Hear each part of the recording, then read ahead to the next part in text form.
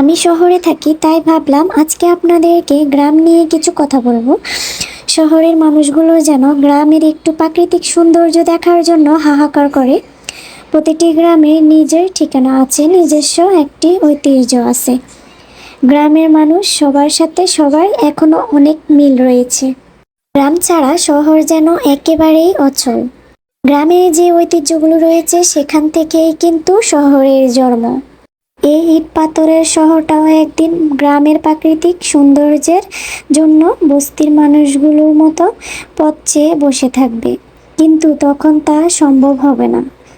একটি শিশুকে প্রাকৃতিকভাবে গড়ে ওঠানোর জন্য শহর নয়, একটি গ্রামের প্রয়োজন। একটি গ্রাম যদি কখনো অদৃশ্য হয়ে যায়, সে কখনো আর পূর্বের রূপ নিয়ে ফিরে আসতে পারবে না।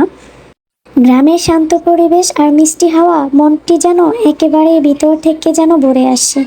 গ্রামের প্রাকৃতিক সৌন্দর্য আসলেই নিজের চোখে না দেখলে হয়তোবা বোঝা যায় না যে কতটা সুন্দর।